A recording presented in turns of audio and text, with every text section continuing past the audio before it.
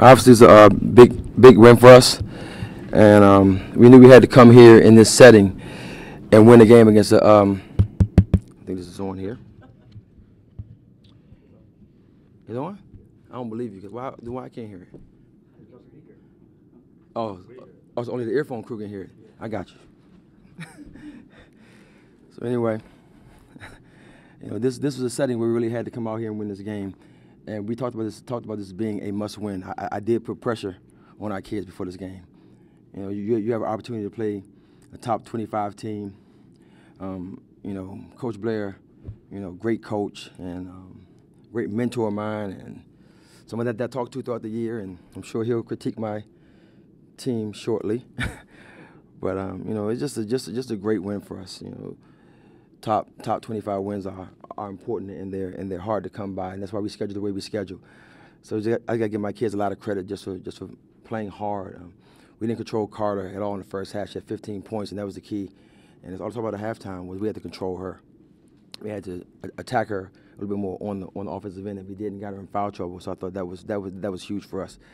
Tiana was fantastic in the second half. She really did a good job of scoring the ball and sharing the ball, and again, it's just an early season, young team, but those last 2.5, 3 minutes of the game was on me. We have to do a better job.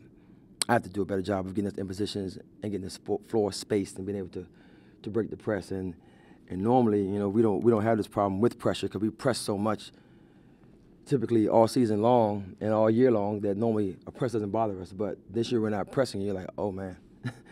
So in practice we're not pressing ourselves, so we're not really running press offense. And so that's something that I know we need to get back and work on. Because obviously when this tape gets out, I think teams will start to heat us up a little bit. But we'll fix that and spread the floor and also take care of our pressure. But just really happy, with the win and the bounce back. Because the Oregon game was a big blow for us when we had control of that game, and then obviously players make plays and just made some tough shots. But this was key. We wanted to start the Orange in the City weekend off right, and we did. So we're very excited. Coach, trailing by 1 going into the second half, and then 10-0 run to start the third quarter. What did you say at halftime? I drew a big number 3 on the board, and I circled it. And I said, she's going to win the game for them if we don't step in and start to help. They don't have great shooters out there on the floor, but they have really good penetrators. So we really wanted to concentrate on closing out short and protecting the paint. But we were closing out short, and they were still driving past us. And we did a good job in the second half of really shrinking the floor. But most importantly, making Carter work on the defensive end was huge for us. Did you ask Tiana to kind of change her approach in the third quarter and become more aggressive yourself? No, I didn't. I mean, I'm going to be quite honest. I didn't talk about us at all. I talked about containing Carter because she was going to get 35, 40 points and beat us by herself if we didn't control the game. And obviously, when you're a scorer and the volume that she scores, she can get 35, 40. Well, she hit the team for 46 last year in the tournament and scored some games in the high 30s, so she can win a game by herself. So I was more concerned about that than anything else going into that second half. Do you see an evolution from Tiana defensively, being able to make those types of in-game changes that she did in Kennedy? Well, I think that honestly, I think Tiana's getting tired of hearing about all the point guards that she's playing against and how good they are, because she's pretty good herself. I think that, and again, it's probably Tiana hearing on one side of the media too. We're in Syracuse and they're talking about these great point guards that she's playing against. But at the end of the day, I don't think she hear the other end when they're at A&M or they're at Oregon and they're telling them what a great point guard they're playing against. So I think she just took it as a challenge, and I think that it's got to a point to where it's been hammered into her head that these will probably be the best 2 point guards, arguably, that you could play in the country. What did you like about what you saw from May about tonight? Well, she did a good job of getting in the paint. We wanted May to post up on the midline.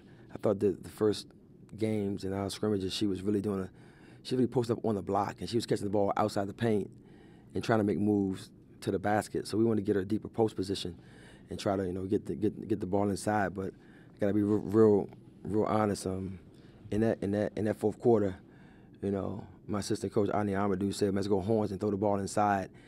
we have an easier time getting it there. So we did. So a lot of credit has to go to him for making that adjustment from the bench. What did you think of Tiana's play as a whole? Obviously, she had a great game offensively, but defensively, what did you think of her play? I thought she was good. I thought she accepted the challenge. I thought that she really, took it personal at halftime and knew that she had to be the point guard that we needed her to be and the one that we have. I mean, if you look at the 2 point guards that she's played against up to this point, I don't think anybody can argue that she's one of the top point guards in the country, and we're fortunate to have her, and she's just taking it as a challenge, and she's playing tough, she's playing hard, and we need her to play this way for us to win. Tiana late had a play where it looked like she might have drawn a charge. They call a block, and then she goes right back and she draws a charge the next time. I mean, what does that show you about her? She listened, because we talked about drawing charges at halftime, and that was one of the things that we said. They're straight line drivers, so we had to step in and take them, and we was stepping in and then moving. So we had to really step in and take some charges and protect the paint. And I thought second half that we did a better job of it. There were still some opportunities that I thought we could have stepped in and take a few, and we kind of moved. But I thought that when we needed to make some plays down there and need to get some rebounds, we did. Kind of along that same vein, there was only 4 fouls between the two teams at halftime. There ended up being 31 in the game. How do you think why do you think that difference came into play in the second half? I don't know.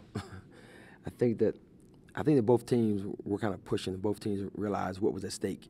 Second half, we're both fighting to stay relevant in the country. We're both fighting to stay relevant and trying to host the NCAA tournament on our floor. So I think second half, it became where everyone knew, like, hey, both teams understood that we had to really push hard to win this game.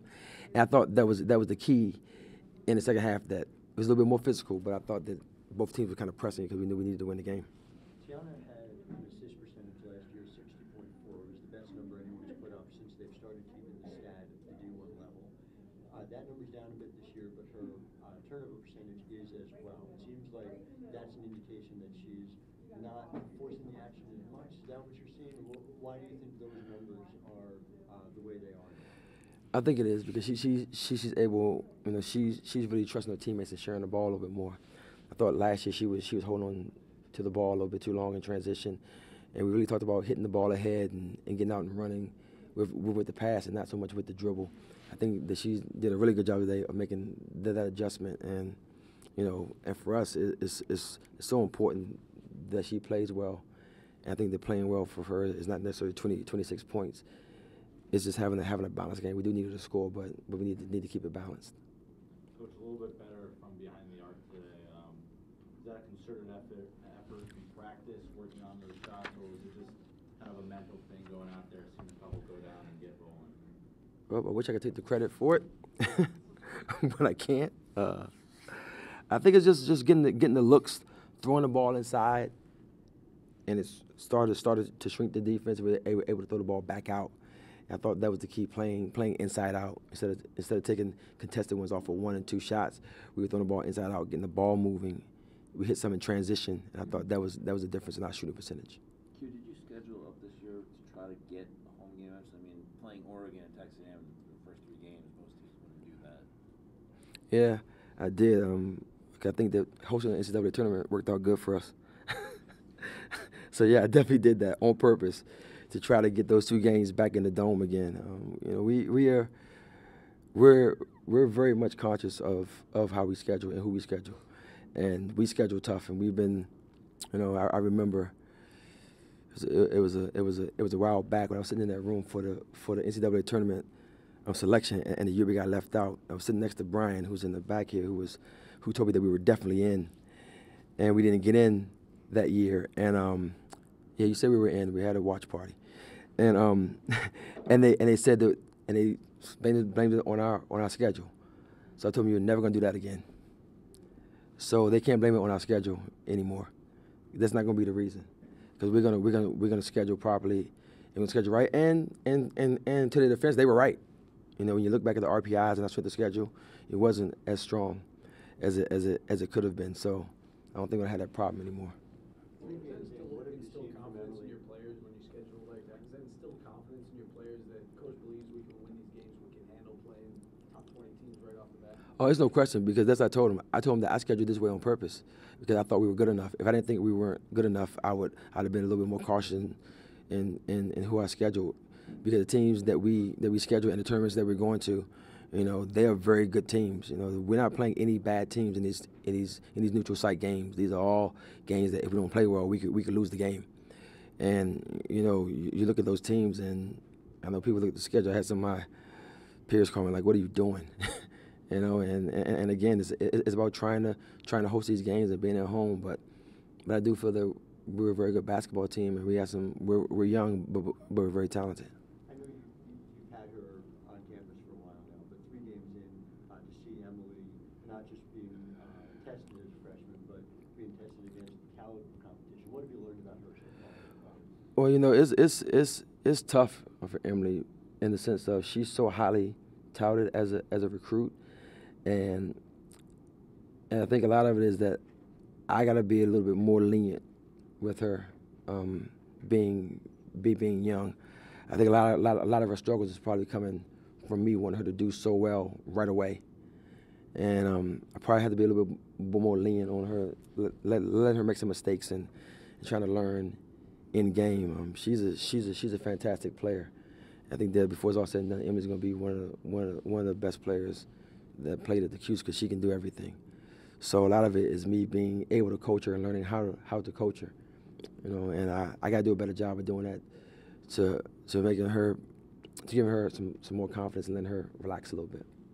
Coach, talking about confidence, what does a win like this do, coming from behind and then pulling off to come back to 10? How much does it build the team's confidence and mentality moving forward throughout the rest of the non-conference schedule? Well, you know, we put a lot of pressure on ourselves, so you know, I always tell my team how great they are. If they are, and I tell them they're the best. So that's what I have, right? But you have to tell them that you expect them to win. You have to tell them that you're very, very much confident in how they play. Yes, it does build confidence, because I did talk about how great Carter was and how great a Coach Blair is, and we're a very confident team, just in general, because we're very much conscious of where we are and what we do. So I don't know, you know, it's a big win. That's all I can say. It's a huge win for this season. It's a huge win moving forward into the season. I think this will be a win that we look back on Selection Day, and if we take care of our business, and it'll be a win that will help us.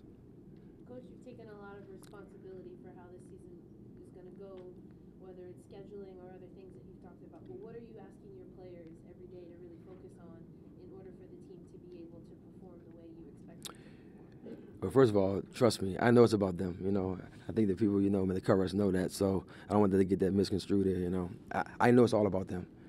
You know, and you know, we have the kind of talent that can win these games, and I'm very much confident in their play and the things that they can do. So for me, you know, it's just about them playing hard and just continue just to really push tempo, push pace. I think that if we can play the way we play and do that, I think we'll be fine. When teams start to press you at the end of the game, trying to make a comeback, how important is it for you to have a second ball handler in Kiara Lewis? Last year it was really all on Tiana. Oh, it's fantastic, and again, you know, that was on me. Those last 3 minutes that's totally on me. You know, that was something that we need to work on in practicing and get a little bit better scheme on that. You know, those were my turnovers. Those weren't their turnovers. But when it happens again, I think we'll be a little bit better prepared for it. But it is huge to have some ball handlers in the game. Yes.